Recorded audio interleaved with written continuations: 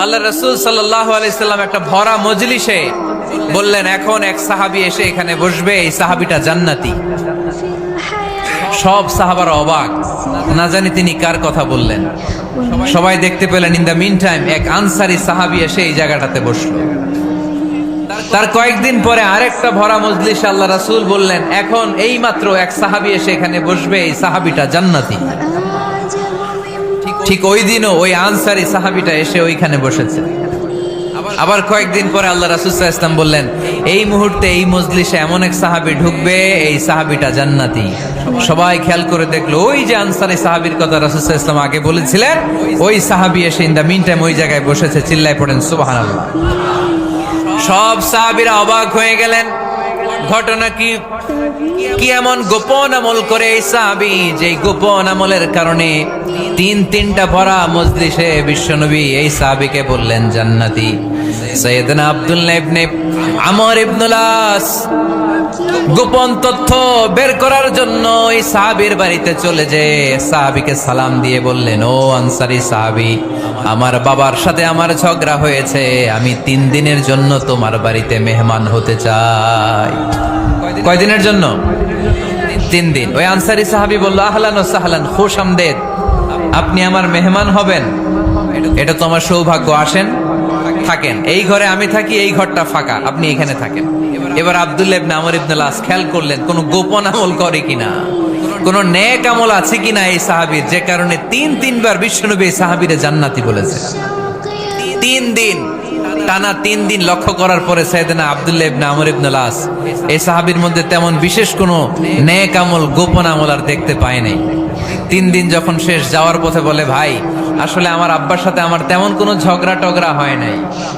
ঝগড়া টগড়া কিছু না, আমি বিশেষ একটা কারণে এসেছি। 3বার বিশ্বনবী তোমাকে জান্নাতি বলে ঘোষণা করেছে। আমি দেখার জন্য এসেছি যে তুমি কি আমল করো, কিন্তু আমি তো বিশেষ কোনো আমল দেখলাম না। নামাজের সময় নামাজ পড়ো, তাহাজ্জুদের সময় তাহাজ্জুদ পড়ো, কোরআন তেলাওয়াতের সময় কোরআন তেলাওয়াত করো, আমি যা ইবাদত করি তাই তো করো, বরং আমার চেয়ে আরো কম করো। কি এমন তোমার আমল যে আমলের কারণে বিশ্বনবী তোমারে জান্নাতি বলেছে?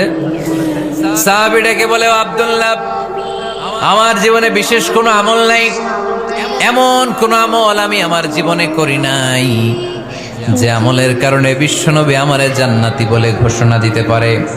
তবে হ্যাঁ, এমন একটি আমল আছে, প্রতি রাতে ওই আমলটা করে আমি বিছানায় ঘুমাতে যাই।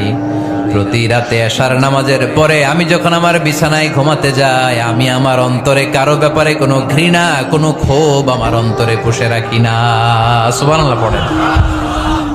কোনো ক্ষোভ, কোনো ঘৃণা, কোনো হিংসা, কারো ব্যাপারে অহংকার, জেলাসি, এগুলো অন্তরে নিয়ে আমি ঘুমাই না। আমি যখন ঘুমাতে যাই, আমি সবাইরে ক্ষমা করে দিয়ে, মাফ করে দিয়ে ঘুমাতে চলে যাই।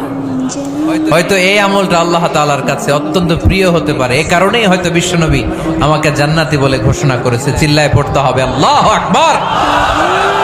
এজন্য রাতের বেলায় যখন বিছানায় যান, সব ভুলে যান। কে গালি দিছিল ভুলে যান, কে ঠকাইছিল ভুলে যান, কে অপমান করেছিল ভুলে যান, কার সাথে মারামারি হয়েছিল ভুলে যান।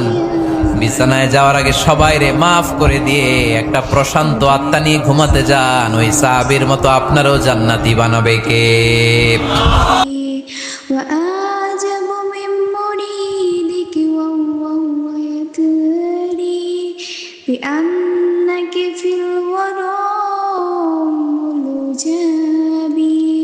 ولولا أن لي معنى جميلا لبعت المؤسفين